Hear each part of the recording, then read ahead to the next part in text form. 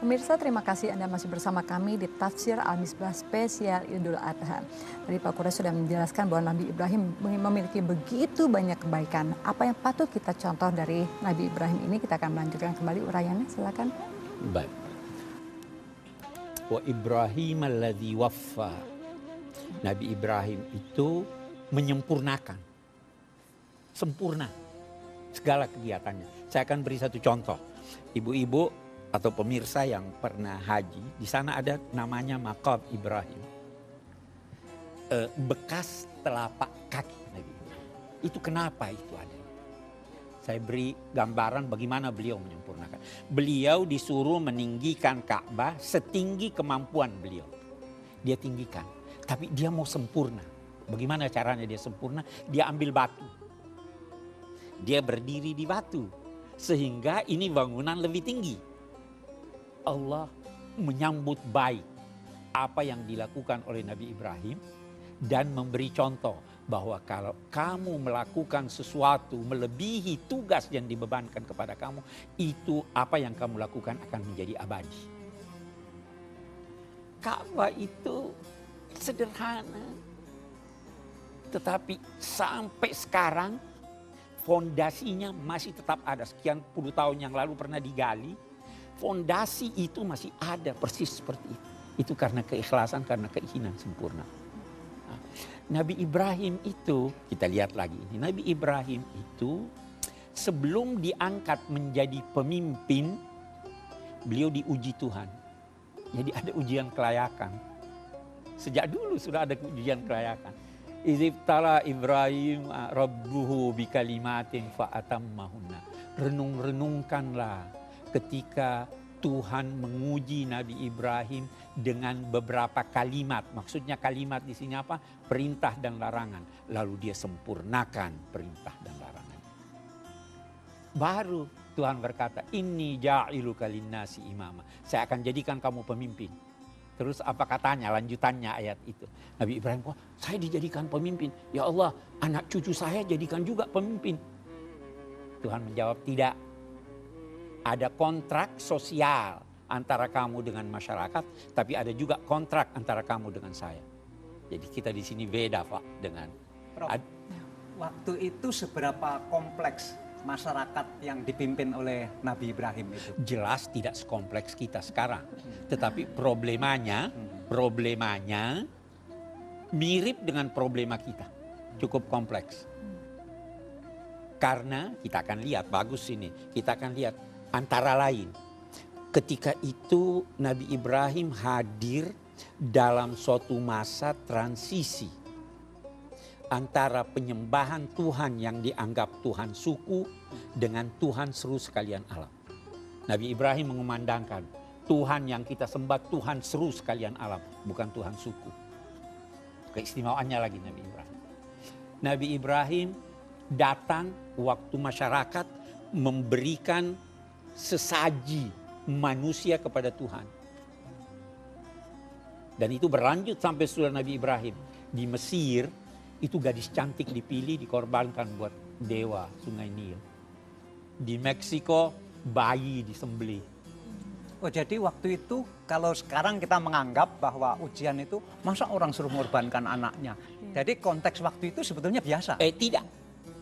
Justru melalui Nabi Ibrahim. Tuhan berkata, korbankan anakmu. Tetapi tidak jadi dikorbankan. Tuhan ganti dengan domba. Apa maknanya? Maknanya orang-orang dulu sudah ada pemikir-pemikirnya yang sadar bahwa manusia tidak boleh dikorbankan. Terlalu mahal untuk dikorbankan untuk Tuhan. Melalui Nabi Ibrahim, Allah berkata tidak ada yang mahal kalau korban buat saya. Tetapi saya cinta manusia, maka saya larang pengorbanan itu. Itu sebabnya terjadi ini tadi. Jadi penghayatannya terhadap kemanusiaan itu Nabi Ibrahim luar biasa. Kita lihat sisi lain. Kalau kita berkata haji. Haji itu intinya wukuf. Wukuf di Arafah. Arafah mengenal. Anda harus kenal Tuhan. bukan hanya kita sekarang dalam masyarakat kita kalau kita lihat. Tuhan itu tidak memaksa. Tuhan mengajak, tapi tidak memaksa.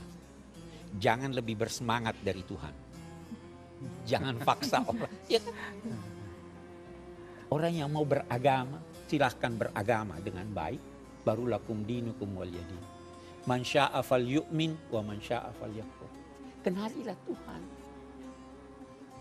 Kenali Dia Maha Esa. Kenali Dia Maha Penyayang. Kenali Dia Maha rahmatnya mengalahkan amarahnya. Kenali di sana. Lalu kenali diri Anda. Anda siapa? Ma'rifah. Wukuf di Arafah itu harus kenal. Anda kenal diri Anda. Yang pertama yang Anda kenal, ukur-ukurlah. Anda baik atau buruk? Punya dosa atau tidak? Kita juga sebagai bangsa harus mengenal diri kita sebagai bangsa. Kita punya jati diri. Bangsa Indonesia itu beda dengan bangsa Amerika. Kita punya budaya kita. Ya kan? Itu intinya. Jadi waktu kita berhari raya haji, ingatlah itu haji bagaimana. Haji itu salah satu ininya berkaitan dengan banyak satu. Apa itu satu? Satu Tuhan. Satu kali seumur hidup. Satu lagi ya. Satu masyarakat dunia. Satu masyarakat bangsa. Satu kesatuan. Prof, orang kalau pengen merenung tentang jati diri, biasanya kan tidak dalam keramaian, lebih menyendiri, kemudian sepi. Dan saya bayangkan pada zaman itu yang datang ke Arafah itu kan mungkin cuma beberapa orang. Betul. Sehingga kesempatan untuk merenung, kesempatan untuk mencari jati diri itu mungkin bisa total. Tapi dalam keadaan sekarang ketika kita ke Arafah itu begitu ramainya. Suara AC, suara macam-macam di situ. Bagaimana cara kita bisa merenung dengan sempurna untuk mencari jati diri yang itu menjadi inti dari haji? Betul. Mohon ditunda jawabannya Pak. Mohon maaf Pak. Baiklah pemirsa, Lalu lintas. Tafsir Al-Misbah spesial Idul Adha akan kembali setelah yang satu ini. Tetaplah bersama kami.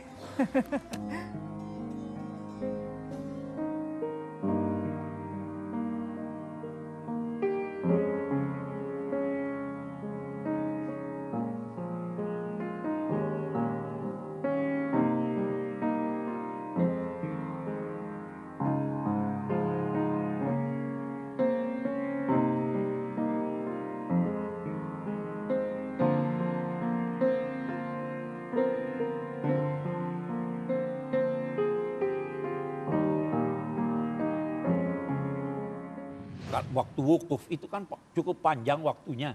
Ya, orang bisa menyendiri jauh di sana merenung.